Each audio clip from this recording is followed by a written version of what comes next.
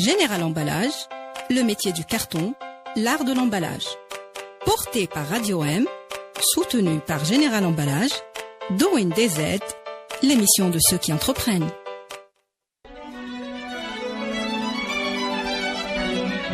Pour bien s'entendre, il faut bien s'écouter. Rendez-vous sur M, la petite radio du Grand Maghreb.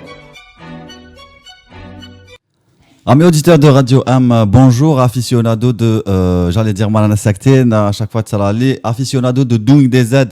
Marhaba bikoum, bienvenue dans votre émission, l'émission spécialisée, l'émission consacrée à l'entrepreneuriat made in DZ, l'émission dans laquelle nous parlons, nous décortiquons à chaque fois un projet, un personnage, une personnalité, un entrepreneur, histoire de briser la glace qui existe entre une personne normale et une personne qui entreprend. Bonjour Midou de Nboujou.com, aujourd'hui avec nous Midou, Mohamed Babali El Medoumi, Midou les réseaux sociaux, le connu sous la dénomination de Midou de Nboujou.com. Bonjour et merci d'avoir accepté l'invitation. Bonjour et merci beaucoup de m'avoir invité déjà. Avec plaisir, je voulais t'inviter il y a déjà un moment, mais voilà, Covid, pandémie oblige, on a dû reporter ça. Première question déjà, je me suis permis cette transition. Quelle est la différence entre une personne, est-ce que être entrepreneur, c'est quelque chose qui est inné en nous ou là c'est quelque chose qui se développe, qui peut se développer avec le temps? Je pense que l'entrepreneuriat, c'est un truc inné, je pense. Mais après, il faut aimer surtout. Parce que entreprendre, c'est faire des sacrifices, vivre le risque. Voilà, c'est beaucoup de risques. C'est beaucoup de risques. Parce que quitter du jour au lendemain son boulot, surtout si on avait une vie stable, oui. Pour aller entreprendre, du jour au lendemain, on n'a pas de salaire stable. On peut peut-être bosser 1 année jusqu'à 2 ans à ne pas avoir de salaire. C'est ça, en fait, c'est cette période de flottement qui fait le risque. C'est vraiment le grand risque. Après, une fois que la machine est lancée, ça roule. Est-ce qu'il faut être confiant dans son projet ou est-ce que il faut se lancer sur le tas? Parce qu'il y a beaucoup de personnes qui réussissent, enfin des modèles, des CEO à l'étranger, en Europe, aux États-Unis, surtout le modèle américain, de la Silicon Valley et tout, où il y a une énorme gestion de risque. Est-ce qu'il faut avoir dès le départ un projet solide ou est-ce qu'il faut se lancer et apprendre sur le tas? Il y a 2 écoles en fait. Oui. En fait, on n'est pas obligé de réussir le premier projet parce qu'il y a beaucoup de personnes qui ont fait 2-3 projets avant de réussir le bon projet. Oui. Donc, avoir un échec ou 2, c'est pas vraiment une problématique. Si quelqu'un veut vraiment entreprendre et être entrepreneur, c'est pas un frein. J'ai déjà, avant de lancer sur Nboujou, j'ai déjà travaillé sur un projet. Bon, là, j'ai quitté le projet, mais le projet est déjà en cours et il marche depuis quelques années. C'était Super. le site Android DZ. Oui. Donc, c'est un projet qu'on avait lancé avec des amis et tout. Oui. Donc, il marche super bien. Moi, j'ai dû quitter pour des raisons plus professionnelles. Oui. Parce que je voulais prendre un autre chemin. En dehors de tout ça, j'avais trouvé un boulot. Je voulais avoir un peu plus d'expérience dans le monde du travail. Oui. Mais voilà. La fameuse la gestion de l'échec. Comme je dis à chaque fois, il y a Idriss Aberkan qui en parle très bien. Et aux États-Unis, bien sûr, toujours le modèle américain. Hein, l'échec est un diplôme. Est-ce que l'échec est un diplôme pour toi? Oui, parce que chaque échec, on apprend quelque chose. Comme on dit chez les Algériens, c'est vrai. Donc, sur chaque échec, ça nous permet de ne pas refaire les mêmes erreurs prochainement. Même si dans notre société, la culture de l'échec n'est pas vraiment ancrée. Parce que, si, on peut prendre comme exemple les parents Tana. Oui. Ils veulent pas du tout. Ils veulent d'un parcours bien tracé, sûr. Donc, est-ce que l'haqtena de la culture ou la mazal? Ou est-ce qu'il faudra encore attendre un petit peu? Je pense peut-être pour la prochaine génération future. Parce que bon, si je prends le cas de mes parents ou ceux d'avant, généralement, ils veulent vraiment que leur fils ait une carrière stable, avoir un poste de cadre quelque part, tout ça. Moi, personnellement, je pense que je me suis démarqué un petit peu. C'était en période de l'université. Oui. J'avais fait des études en géologie. Ah, super ça. Et je me suis retrouvé que j'ai trouvé que c'était pas vraiment mon domaine. D'accord. Déjà, d'abandonner des études et d'aller faire autre chose, à continuer les études, à avoir un diplôme pour avoir un boulot stable. En parlant d'entrepreneuriat, la chaîne là est très mais il faut l'arrêter. Oui, donc la culture de l'échec, les parents tech peuvent être fiers de toi. Midou de Mbogé.com, Mbogé qui commence à de plus en plus s'installer dans le décor du tourisme local algérien. Justement, le Mbogé.com, comment ça a démarré? Au départ, vous étiez trois amis, trois copains. À ce que j'ai entendu, vous vous êtes retrouvés à Janet et ça vous a donné des idées. En gros, mais bon, on n'était pas vraiment trois copains. D'accord. En fait, le truc c'est passé tellement vite. Je travaillais déjà dans une agence. Et un jour, il y avait, maintenant c'est mon collègue, mon associé Khalil Moula, Oui. qui m'envoie un message. Je connaissais à travers des sorties qu'on faisait de temps en temps. D'accord. C'est pas vraiment un grand ami. D'accord. Donc il me demande que voilà, on voudrait faire Janet, est-ce que ça s'intéresse d'organiser un truc entre amis? On fait ça entre amis. Oui. Je lui dis ok, pourquoi pas. Il me dit que voilà, j'ai un autre pote avec qui j'ai déjà travaillé, on va essayer de concocter un petit programme et aller faire un circuit qui nous tenait vraiment à cœur, c'était le circuit de Sefar. D'accord, oui. Donc, La fameuse cité antique. Oui. Exactement, c'était la fameuse cité. Oui. Surtout qu'à l'époque, en 2019, il n'y avait aucune agence qui proposait ce circuit-là. Oui. Donc on s'est vraiment on va casser la tête pour trouver le bon guide, tout faire seul pour organiser ça. Mais c'était vraiment un voyage personnel. Donc chacun a ramené son pote pour organiser son voyage. Oui. Donc une fois là-bas à Janet, bon, je rencontre la troisième personne qui était l'ami de l'ami. Oui. Donc on se met à discuter un petit peu de nos projets, de ce qu'on pensait du tourisme, vu qu'eux, ils étaient un petit peu dans le tourisme. Chacun, il avait un club. L'un, il avait un club nautique, l'autre, il avait un club de tout ce qui est escalade, activité d'aventure. Oui. Donc on parlait un petit peu de tourisme. Et moi, à l'époque, j'avais déjà un projet que je voulais réaliser dans 2-3 ans. Oui. C'était de créer une plateforme de réservation en ligne. D'accord. Parce que je trouvais beaucoup de gens qui voulaient sortir, mais il y avait un manque d'informations. Donc Oui. on ne savait pas où aller, ce qu'il y avait comme activité. Donc je voulais trouver une solution, créer une plateforme. Donc on a discuté de chacun son projet à droite à gauche. On s'est dit pourquoi pas. On est trois intéressés dans le domaine du tourisme. Donc, quelle est la cité dans laquelle vous êtes, alors qu'elle est magique. On a discuté de ça pratiquement pendant une soirée. Oui. Et on a oublié carrément le sujet. D'accord, ok. C'est en revenant à Alger. Vous avez semé la germe, en fait. Oui, on est revenu, on a passé 2-3 semaines, on s'est revu plusieurs fois et tout. On s'est dit pourquoi pas. D'accord. On a les compétences on connaît un petit peu le domaine. Pourquoi pas essayer de créer quelque chose qui va se démarquer de ce qui se fait déjà. D'accord. On va faire une histoire de flashback inversé. Aujourd'hui, qu'est-ce que c'est Mbogé.com? Parce que c'est bien plus qu'une plateforme de tourisme dédiée au tourisme local. Exactement. Les ambitions grandissent de jour en jour. Pardon. Oui. En fait, on se définit, nous, en tant qu'une petite entreprise spécialisée dans le développement du tourisme local. Voilà. Pourquoi? En fait, on essaie de toucher 3 volets dans le tourisme. Le premier, c'est tout ce qui est organisation d'événements et tout. Et essayer de créer de nouveaux circuits, de nouveaux programmes, de nouveaux événements.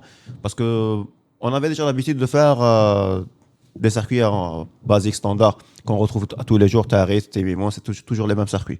Nous, on est arrivé avec une optique de trouver de nouveaux circuits, de créer de nouveaux concepts. Plus d'offres, une offre plus éclectique, plus ouverte. Plus ouverte, plus segmentée. D'accord. Parce qu'il faut se le dire qu'en Algérie, il n'y a pas de segment dans le domaine du tourisme. Oui. C'est un seul programme qui est proposé à tout âge, à toute personne. C'est vrai. Donc on essaie de segmenter un petit peu le marché en proposant des activités d'aventure, des activités culturelles, des activités pour les plus âgés, les moins âgés, les plus jeunes. Oui. Donc vraiment, on a essayé de faire ça. Donc ça, c'est le premier volet. Le deuxième volet, c'était la plateforme. En elle-même. L'aspect technique. L'aspect technique, voilà. Donc c'est une plateforme qui est dédiée aux activités culturelles, touristiques en Algérie, faite pour les Algériens, pour les gens de l'international. Et ça, c'est une plateforme qui est déjà prête, mais qui n'est pas en ligne. Donc, on attend vraiment avoir une visibilité sur la pandémie pour pouvoir faire un lancement et avoir plus d'impact. Justement, avant d'arriver à la pandémie, quel est le moment? En fait, je cherche de comprendre en fait le moment où on switch en fait à partir de l'idée jusqu'au projet. Quelle a été la première étape qui vous a permis de vous dire ok, maintenant on y est quoi? On a passé quoi? 1 mois, 2 mois, même pas moi. un mois, 3 semaines. Oui. Je pense à discuter. En fait, c'était des discussions d'amis dans un café. Brainstorm, yeah. Je dirais même pas. pas un brainstorm, mais c'était, Ok. comment dire, en général, c'est Gisala. D'accord. On fait ça, on fait ça, on Ah, fait ça. Tchergé. Voilà, on fait ça, pourquoi pas, on fait ça, on fait ça. À un moment donné, c'était les amis qui étaient venus avec nous. Ils ont dit, bon, ça fait des semaines que vous parlez pour rien. Il est temps de faire quelque De chose. se lancer, oui. De se lancer, parfois pas d'aller voir grand, mais avec des Oui. petits trucs. D'ailleurs, quand on avait commencé, notre premier événement, c'était une sortie de randonnée à Tigijda. Classique, quoi. Classique, très basique, un truc que tout le monde connaissait. Il y a même des particuliers qui font ça, Voilà. tranquille, quoi. Très petite entreprise. Exactement. Voilà. Donc, déjà, c'est un truc qui fait pas peur aux gens. Oui. Faire Enfin, quand une- je dis entreprise, dans le terme entreprendre, quoi. Mais Voilà. entreprise, compagnie. Exactement. Voilà. Donc, on a vu petit, on a commencé avec un petit truc, et on a à chaque fois agrandi un petit peu le circuit, agrandi l'équipe, aller sur d'autres horizons. Donc ça, c'était pour bon, j'ai parlé côté organisation, côté site web. Et pourquoi on se dit vraiment, on travaille sur le développement du tourisme local?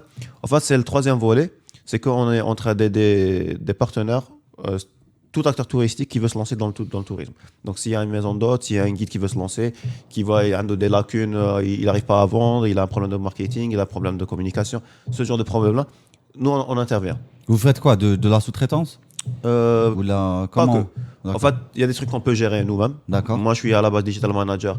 Donc, tout ce qui est communication, marketing et tout, donc je suis là pour Tu aider. maîtrises, oui. Donc, tout ce qui est côté technique, Vous avez un informaticien? voilà, justement pour le développement et tout.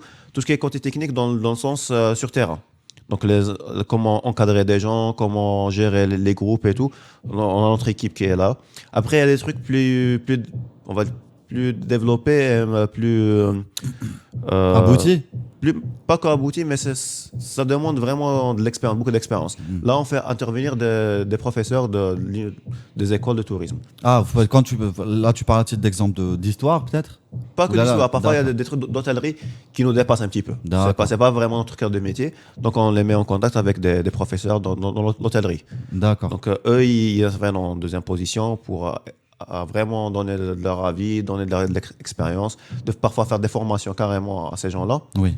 Donc c'est pour ça qu'on dit qu'on travaille sur le développement du tourisme local, parce que à travers notre page et notre Facebook aussi, on fait la promotion de l'Algérie. Oui, Notre exactement. histoire, la culture, le patrimoine. Donc on essaie de travailler le maximum pour promouvoir ça. Et justement, tu fais bien d'en parler parce que vous fédérez énormément d'acteurs du tourisme local ou de la société, des sociétés locales dans lesquelles vous déplacez.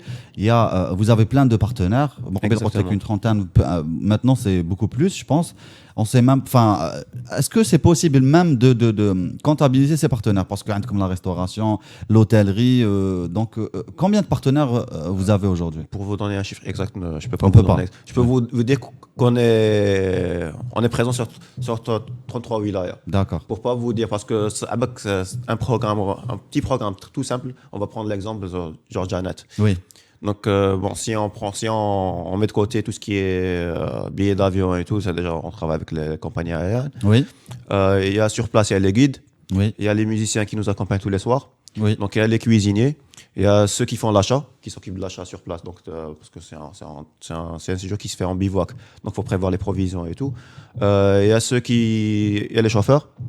Il y a ceux qui Et tout ce s'occupent beau du monde il matériel. reste avec vous? Oui, pendant D'accord. tout le séjour. D'accord. Donc il y a déjà tout ça, plus des personnes qui interviennent, tout ce qui est autre, parce que c'est surtout dans des endroits là comme le Tassili et tout, il faut des autorisations et tout. Donc il y a une personne qui s'occupe des autorisations. Du côté administratif. Donc on va dire sur un petit voyage, minimum il y a 40-50 personnes qui interviennent sur un circuit.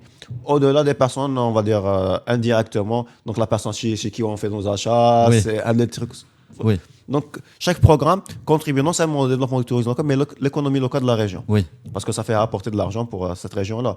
Nous, Oui. quand on fait un programme, c'est à peine 5-6% de tout le tarif qu'on prend. Le reste va soit dans le billet d'avion, et dans les autres partenaires, dans les achats, dans tout ça. Parfois, on travaille, je sais pas on travaille, mais on collabore avec des associations pour verser une partie de l'argent pour l'aide pour les gens du Sud. Ah, ou c'est super, pour ça. pour généralement la période Octobre Rose, on verse une partie.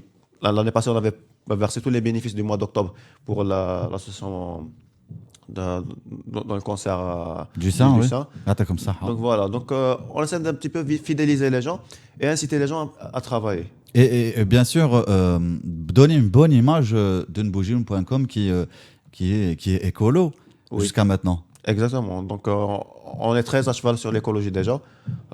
Sur nos programmes, on essaie de faire vraiment attention à ça. D'ailleurs, quand on prend un exemple, genre on fait une randonnée ou quelque chose comme ça, on est tous équipés de sachets, on ramasse Vous nettoyez. pour nettoyer sur notre chemin. Oui. Pas uniquement nos oui, vos déchets à vous, oui. Même sur le chemin, donc on ramasse ça. Quand on parle d'écologie, d'écosystème, donc on fait travailler les gens sur place. Donc des régions là, il y a certaines personnes qui vivent uniquement du tourisme. Oui. Donc d'ailleurs pendant la pandémie, elles étaient vraiment très touchées par la pandémie là. Oui. Là, on essaie avec la reprise d'essayer de faire le maximum de programmes avec eux pour essayer de rattraper ce retard là qu'ils ont eu. D'accord. Et juste avant encore une fois d'arriver à la pandémie, comment on arrive à fédérer ou à trouver une organisation, une synergie autour de tout ce monde, alors qu'on n'a pas de référentiel de départ? Yani, Touma, quand vous avez démarré, il n'y a pas une liste de guides, une liste d'hôtels, oui, peut-être, mais il n'y a pas une liste des acteurs avec lesquels vous allez travailler. Comment vous avez fait? En fait, c'est ce qu'on appelle un travail de prospection. Donc, on ne sait pas lancer ça. Genre, aujourd'hui, on va faire un circuit quelque part dans une région qu'on ne connaît pas. Directement, on va y aller. D'accord. En fait, non. Donc, déjà, on fait une prospection. Donc, on se déplace nous-mêmes déjà. Oui. En fait, on joue le rôle de client. D'accord. On part dans une région, on contacte soi-disant le prestataire là-bas. On est client, on va voir votre prestation. Oui. On arrive, on fait ça. Après, à la fin de la prestation, on fait le point. Voilà, nous, on préfère faire ça que ça. On veut ça au lieu de ça. Il faudrait supprimer ce truc-là du programme parce que c'est pas intéressant. Oui. Ça nous fait perdre du temps alors qu'on peut faire autre chose. Donc, on est là pour réaménager et structurer le programme et essayer d'aider le maximum le partenaire. Après, lui, on le considère pas en tant que juste prestataire, mais comme quoi partenaire. C'est un partenaire, mais il a sa petite entreprise qui est liée à Nboujim. D'accord. Donc, aujourd'hui, surtout si c'est quelqu'un qui n'est pas connu, qui débute, voilà, on va faire 1, 2, 3 programmes avec vous. Automatiquement, les gens vont voir les photos, vont avoir le retour des avis des clients. Oui. Demain, il y aura d'autres agents de voyage qui vont vous contacter. Bien et sûr. c'est ce qui se fait à chaque fois. Alors, il y avait des partenaires avec qui on travaillait, ils ont commencé vraiment de zéro. On a fait 2, 3 programmes, 5.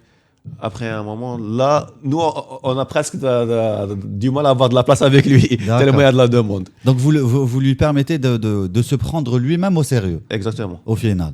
Et niveau finance, est-ce que ça a été un casse-tête, en fait, d'imaginer tout ce que ça allait coûter, de dégager une petite marge, vous prenez pas beaucoup. Est-ce que ça a été un casse-tête? Est-ce qu'il fallait, au départ, un apport initial important? Non, pas vraiment, parce que l'apport s'est fait par des fonds propres.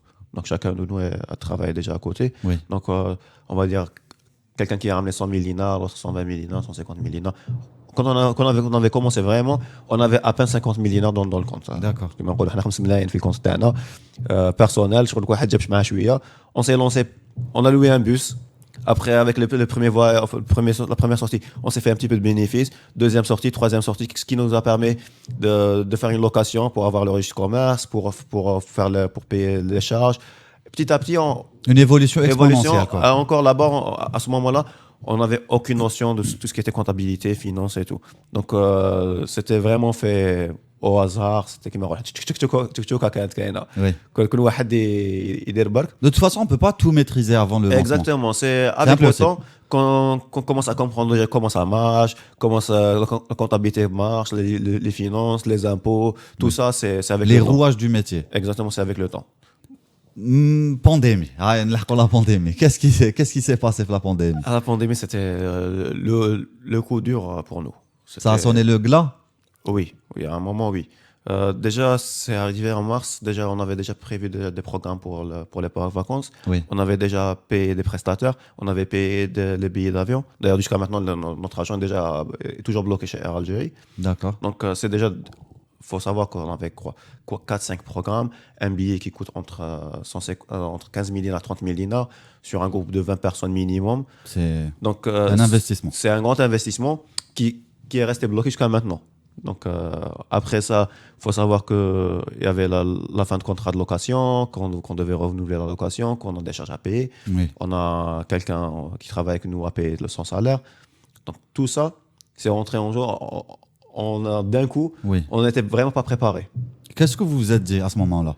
À Est-ce ce que vous avez eu peur pour l'entreprise? Oui, à un moment, on s'est dit que si ça continue, si ça tarde vraiment longtemps, on va mettre la clé sous la porte. Oui. C'était évident pour une entreprise.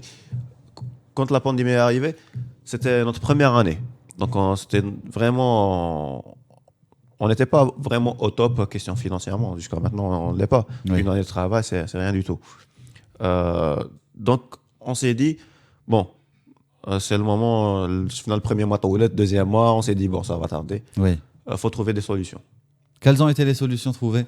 La première solution, c'était d'essayer de montrer qu'on est toujours là Oui. pour nos clients, nos followers et tout. Ça a marché. Oui, donc on a proposé des concepts sur le web pour garder les gens connectés avec nous. D'accord. Donc on avait lancé des petites interviews avec des gens, des influenceurs, des prestataires, des voyageurs, que ce soit ici en Algérie ou à l'international. On avait invité des gens de l'Arabie Saoudite, de l'Allemagne, des États-Unis. J'ai de suivi France. quelques fois, franchement, c'était Voilà. une très bonne idée. Donc chacun a apporté son expérience de voyage, son expérience dans l'entrepreneuriat du tourisme, ici ou ailleurs. Donc on pouvait comparer un petit peu.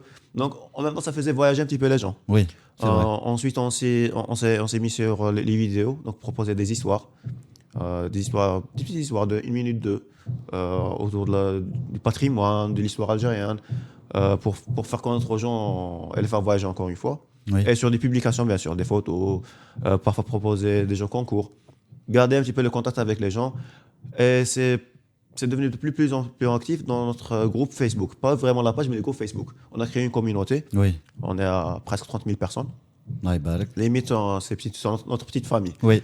Donc, je ne les considère pas comme clients, mais comme des participants. Oui. C'est une communauté. La communauté Nbogé. Et notre voisin nous fait aussi voyager dans une entreprise de travaux publics. Est-ce que Nbogé aujourd'hui va mieux? Est-ce que vous avez plus d'espoir pour demain? Oui. En fait, on a toujours gardé l'espoir. On s'est dit, même si le projet va se mettre à zéro, on va mettre sur pause et relancer dès que la pandémie va disparaître. Donc, on s'est retrouvé avec un problème financier. D'accord. Tout simplement. Après 1 mois, 2 mois, ce qu'il y avait sur la caisse A disparu. A disparu. Là, on ne pouvait plus subvenir aux besoins de la société. Oui. On va rester un peu optimiste. L'offre de nbogio.com. Quelles sont les destinations les plus phares? J'imagine que c'est le Sahara. Chaque saison, on a sa destination. L'hiver, c'est Sahara ou la Telj. Mais plus Sahara. Les gens demandent Jana, Tamra, Sater, Timimoun, Rdaya, Mnia, Louad, ces régions-là. Oui. C'est compréhensible parce qu'on ne peut pas en profiter pendant l'été. Bien sûr. L'hiver, oui. L'année passée, on n'a pas eu vraiment un hiver, donc il n'y avait pas vraiment de neige. Oui.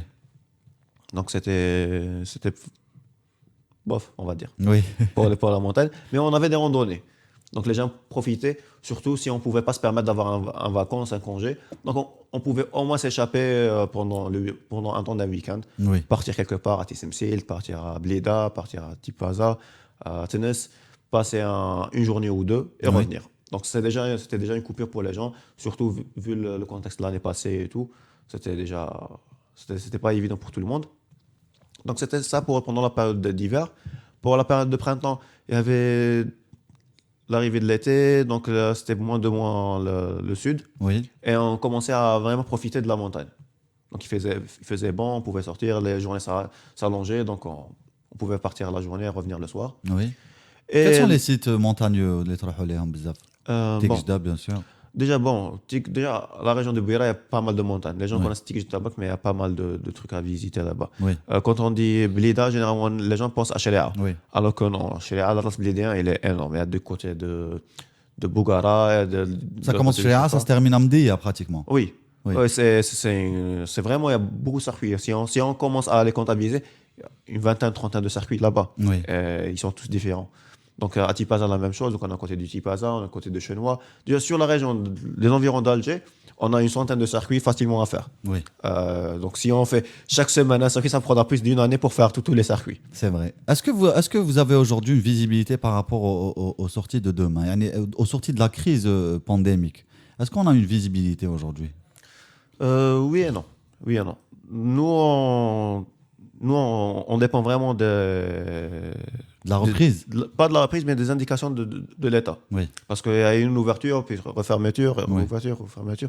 Donc parfois, on se lance sur un programme, et du jour au lendemain, bon, on annule. Donc La RALEP, c'est une décision du gouvernement, on doit annuler. Bon, c'est compréhensible, je comprends.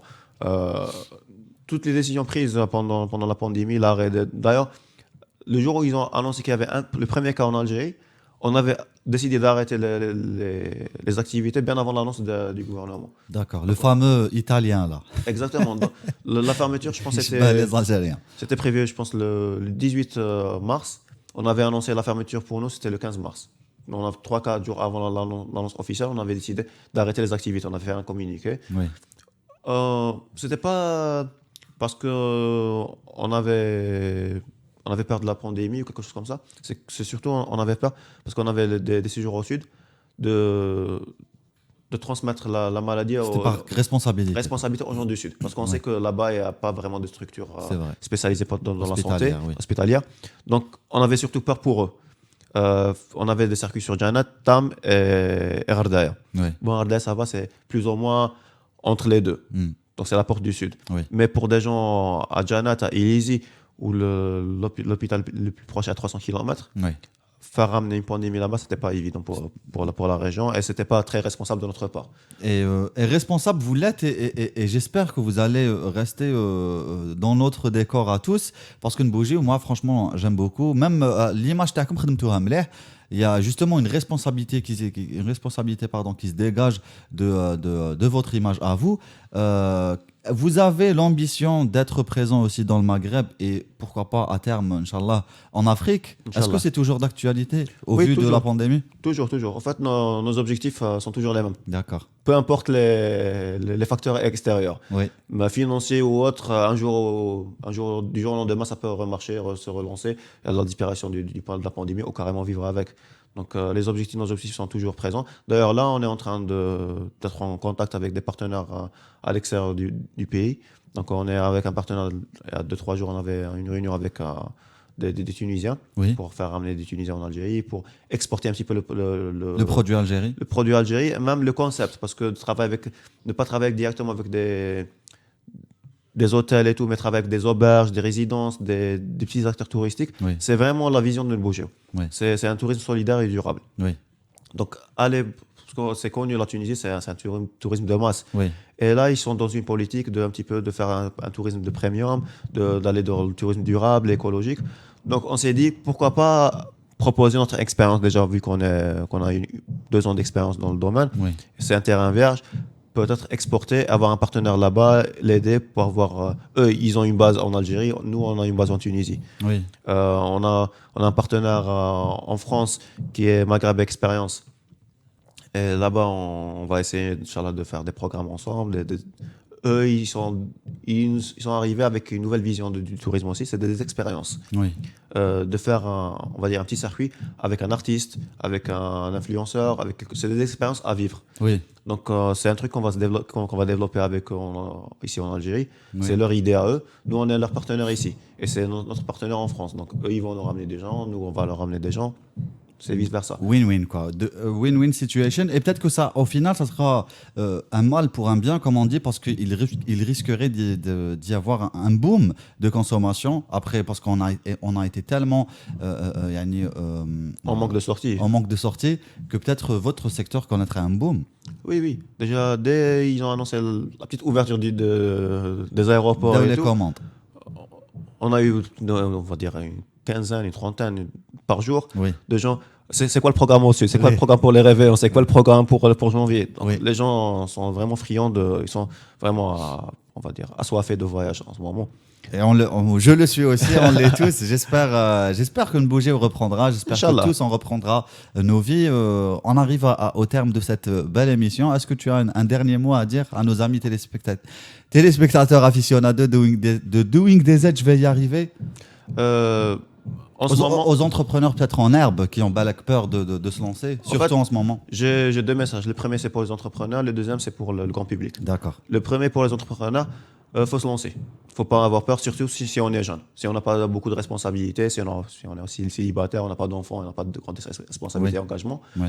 Avoir une expérience d'entrepreneuriat, c'est toujours un plus, c'est toujours un bon truc pour le CV, même si on échoue. Oui. Parce qu'on arrive à comprendre des trucs, avoir de l'expérience dans un domaine qu'on maîtrise pas. On maîtrisait pas, même pas. J'avais aucune idée de ce que c'était la comptabilité, la finance. Ça nous donne aussi une connaissance sur nous-mêmes. Exactement, nos limites. Parfois, on est à bout de souffle, mais on se surpasse, on se challenge à chaque fois. Donc, on se découvre. Oui, on en est grandi, quoi, à la fin. Exactement. Il y a toujours du bon à tirer de l'expérience. Le deuxième point, c'est au grand public. C'est que, vu la pandémie, tout le monde souffre de cette pandémie, surtout les petits commerces. Oui. C'est de vraiment soutenir ces petits commerces et de consommer chez eux. Pas forcément chez nous. Ça peut être un atelier de couture, ça peut être un bijoutier de l'artisanat, ça peut être un artisan, ça peut être pas mal de choses. C'est des personnes qui n'ont pas un grand budget déjà de base, qui n'ont pas peut-être une grande caisse, Oui. et qui dépendent des gens, donc de la consommation des gens. S'ils avaient des partenaires à droite, à gauche, parfois des partenaires, il y a beaucoup d'agences de voyage qui ont fermé carrément leur business. Oui. Il y a beaucoup de commerces carrément qui ont fermé. Oui. Donc, faut être solidaire avec ces gens-là. Bien sûr. C'est tout. ميدو de nbougou.com يعطيك الصحة. Merci beaucoup. Inch'Allah, نشوفوا nbougou.com avec d'autres succès, de nouveaux succès, toujours de nouveaux programmes. Où, Inch'Allah, l'Algérie deviendra une destination incontournable pour le Maghreb, pour l'Afrique et peut-être même pour le monde un jour, Inch'Allah. On a le potentiel pour. Oui. On a le potentiel, manque d'infrastructure et de niveau de service, c'est tout. Oui. C'est un truc qui se travaille sur le long terme, mais globalement, on a le potentiel pour. Parce que c'est un pays où on peut profiter des vacances pendant toute l'année. Oui. On a le sud, on a la neige, on a de la mer. On peut profiter vraiment, passer des vacances. C'est une question de service, question d'infrastructure et de mentalité. Merci beaucoup, Midou, de nbougé.com. Compris. Voilà, c'était l'entrepreneur de la journée. On va continuer cette série d'épisodes de fin d'année de Doing des Aides avec d'autres personnages entrepreneuriaux. Inch'Allah, d'ici là, restez branchés, restez curieux. Et connectés surtout. Connectés, bien sûr, et entreprenez. Même s'il s'agit d'une petite idée, vous devez et vous pouvez l'entreprendre comme une petite plante qui grandit petit à petit. Juste à prendre l'exemple de toute entreprise, si on prend l'exemple de Google, oui. Ça a commencé dans un garage. Dans un garage, exactement. Voilà, c'est un leader mondial. Voilà, on se quitte sur ces belles paroles. Général Emballage, le métier du carton, l'art de l'emballage. Porté par Radio M, soutenu par Général Emballage, Doing des Aides, l'émission de ceux qui entreprennent.